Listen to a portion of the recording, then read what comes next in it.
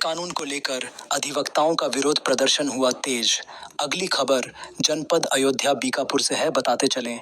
The advocate amendment bill 2025 के विरोध में आज बार एसोसिएशन बीकापुर के अधिवक्ताओं ने पैदल मार्च करते हुए इस काले कानून का जबरदस्त विरोध प्रदर्शन किया। महामहिम राष्ट्रपति महोदय भारत सरकार नई दिल्ली एवं महामहिम राज्यपाल महोदय उत्तर प्रदेश सरकार लखनऊ को दिए गए ज्ञापन में अपनी 6 सूत्रीय ज्ञान मामला का क्या सूत्रीय मांगों को भी रखा। ताली किसी का अधिवक्ताओं ने मांग किया कि उनके अधिवक्ता व उनके परिवारजनों के लिए एडवोकेट प्रोटेक्शन एक्ट लागू किया जाए तथा परिषदों में निर्वाचित सदस्यों के अतिरिक्त कोई और को समाहित न किया जाए।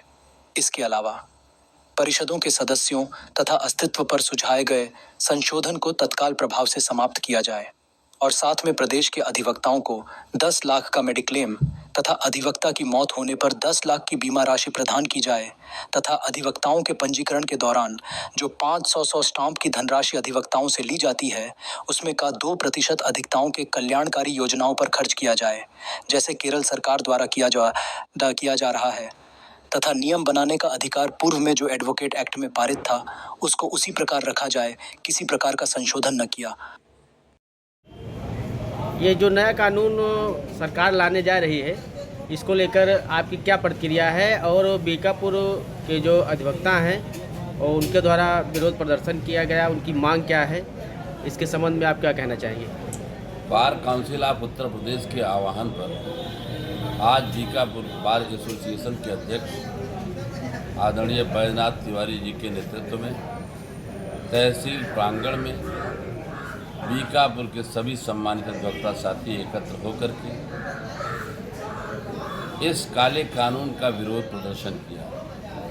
सबसे पहले बार एसोसिएशन कार्यालय के सामने से कोतवाली बीकापुर तक और वहां से लौट करके ब्लॉक मोड़ होते हुए तहसील प्रांगण के अंदर जा कर के एक जनसभा का आयोजन किया। बीकापुर अधिवक्ता संघ केंद्र की सरकार ने जो वकीलों के खिलाफ एक काला कानून लाने का प्रयास किया है उसका पुरजोर विरोध किया है। अधिवक्ताओं की स्वतंत्रता को छीनने का प्रयास किया है, कुठाराघात करने का प्रयास किया है। हिंदुस्तान का अधिवक्ता किसी भी सरकार का गुलाम नहीं है, वो स्वतंत्र पेशा है और स्वतंत्र हमेशा रहा है। आज़ादी का इतिहास उठा करके देख लीजिए, हिंदुस्तान की आज़ादी में 75% से ज़्यादा अधिवक्ता समाज की भागीदारी रही है और अधिवक्ता अपने अधिकारों और कर्तव्यों को बहुत अच्छी तरह से जानता है, उसके बारे में बेहतर ढंग से वो लड़ाई लड़ना जानता है। अगर अधिवक्ताओं के ऊपर कोई भी काला कानून थोपने का प्रयास किया गया तो निश्चित रूप से अधिवक्ता मौन नहीं बैठेगा और अपनी लड़ाई लड़ने के लिए वो सड़क से लेकर सदन तक संघर्ष करने के लिए तैयार है। उसी कड़ी में आज बीकापुर के हमारे तमाम सम्मानित अधिवक्ता साथियों ने उपस्थित होकर के उस काले कानून का पुरजोर विरोध किया है, जिसमें अधिवक्ताओं के ऊपर 3 लाख रुपए तक का अगर किसी केस में कोई मुकदमा दुर्भाग्यवश लैप्स हो जाता है या अधिवक्ता की कमी के कारण वो मुकदमा खारिज हो जाता है तो उसके ऊपर जो 3 लाख की पेनल्टी चार्ज करने का जो फरमान जारी किया है केंद्रीय सरकार ने, केंद्रीय कानून मंत्री ने, उसका पुरजोर विरोध करती है। अधिवक्ताओं के पास लड़ाई लड़ने के लिए हड़ताल से बड़ा कोई भी हथियार नहीं है। केंद्र की सरकार में बैठे हुए जो कानून मंत्री हैं या केंद्रीय सरकार के जो भी मंत्री, प्रधानमंत्री जो भी लोग हैं, उन्होंने भी अपने किसी भी आंदोलन को चलाने के लिए धरना और प्रदर्शन का आयोजन किया है।